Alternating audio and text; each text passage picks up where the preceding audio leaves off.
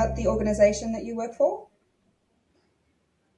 Sure. So the Wilderness Collective is based in Mallacoota in Far East Gippsland, and we started up after the Black Summer bushfires, where we really recognised we needed to look at how to develop a more resilient economy for our local community. So we're doing that through building an entrepreneurial and community led future. And so we're establishing the conditions and the spaces, the support, and enterprises to try and help people live, work, and have financial security into the future in our community. Awesome. And which Amazing. program does the Future2 grant support? So one of the programs we've been working on is called MicroReady, and it's really focused around women 40 plus, trying to help them develop their financial well-being. So it's built around a 90-day micro business program called Remote MicroEnterprises Australia. And that in that 90-day program, we run all sorts of masterclasses, peer coaching sessions, booster, community support, and business elements to try and help women either grow or develop their micro business. And we know from the research and what we've observed that so often financial understanding is one of the biggest difficulties and barriers for women to establish and build their businesses, and it's often one of the main reasons why small businesses fail. So this Future2 Foundation grant and the help of sufficient funds is really, really important for us to be able to help women access those information, the resources, the coaching, and that community support to try and get them through those stages onto the next step. And is that some of the differences that you're seeing in terms of what the funding from Future2 and us is giving you, is supporting? What else are you seeing coming out of that? Are there any results so far or any examples? Absolutely. So we aren't government funded, and access to similar sort of supports are very difficult for women to get to in our community and in some of these smaller regions. So for us to be able to offer that, have an understanding of some of the nuances of what it's like to run a business in a very remote or rural community is fundamental. And I think one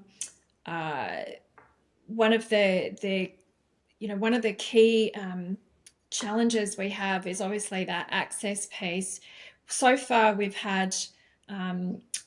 already had 16 women doing some financial support masterclasses and workshops. We've got another 25 that are booked in to start shortly. Yeah. And we're already seeing that they're using the financial templates that we've provided. They're using the information. We're getting people that are starting a business, or they're able to activate something that they've done in the past. I think a big piece is just that confidence and empowerment to do what they've perhaps always thought about doing, but just push them to that next step to give it a go. Yeah. And I love that while we've got, when the work that we do are with people who are already at a level that they can afford to pay, the thousands of dollars for advice and level up, even though they're at that level, we start wherever they are. And this is that idea of meeting people where they are and helping them take the next step, whatever that might be. And it might be for someone with a micro business that's just getting off the ground and needs a bit more of a spark or a flame, or it might be someone who's, further down the track and earning great money but just is stuck. And either way, there's often a financial literacy challenge, right? There becomes a bit of a roadblock, and then that stops them moving at all. And so, I think why that's so important to us, and we're thrilled that we found you guys through this process, is we can contribute a little bit towards something that gives a bit more momentum, gives a bit of a push, helps people and helps you guys branch out. So I'd imagine Wilderness Collective, if you can get the Mallacoota model working perfectly, and then you've got so much ground to then cover across these other smaller communities, and then, perhaps even bigger from there. Yeah. Absolutely. And financial literacy and well-being is just so important, especially in small communities, and especially for older women.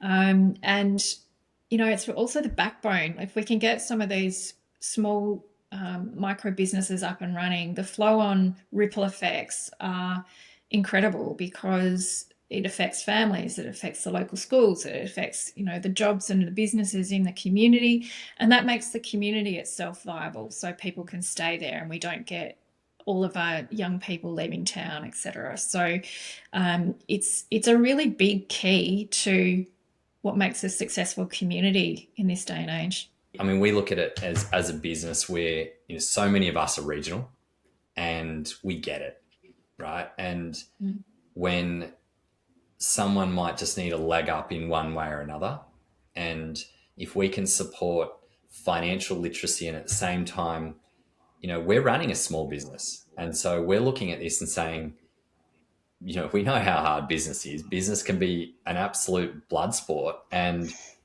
we engage coaches to help us, but we're lucky we've got to the point where we can afford that kind of coaching, right? It's expensive, and it's really helpful, but so many businesses are certainly not at that level, and need all the help they can get. And so we look at it, okay, we're a financial advice and a mortgage broking business, and we're trying to improve the lives of people, right?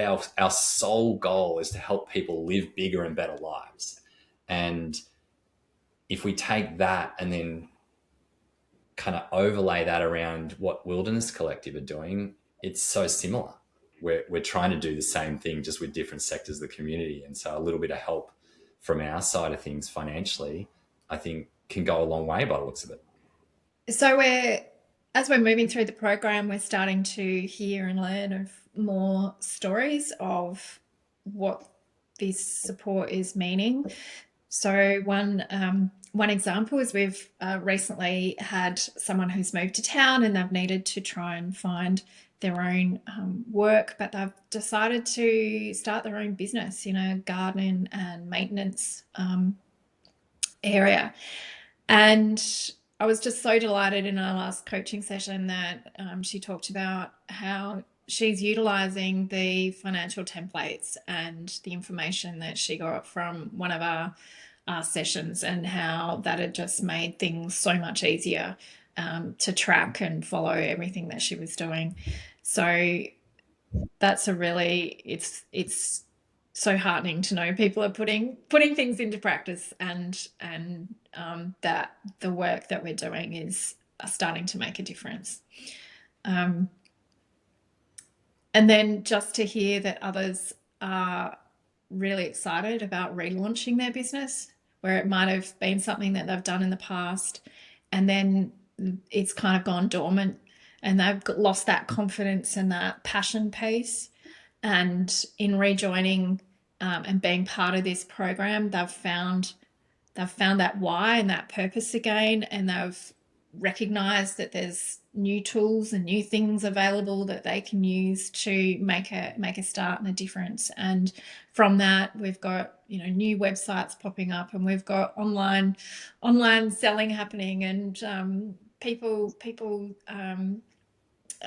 selling interstate and going to interstate markets and exhibitions. And it's not only building what's occurring locally in town, but it's getting them that bigger customer base as well. And that's just so important for the longer viability of what they're trying to achieve. And so good for the community by the sounds of it. Like those examples across a multitude of small businesses starting to create the ripple effect of supporting each other and growing community around it. Yeah, it sounds amazing. Yeah. I love that you mentioned worksheets. Kate and I in spreadsheets, and we live our lives in Excel. But it is interesting though. But if you've got a template, if you've got something to work with that will just solve the challenge of trying to figure out how much money's coming in next week, that blank canvas problem is solved. Exactly. When you don't have a blank piece of paper in front of you, you're already partway there. Yeah. Absolutely.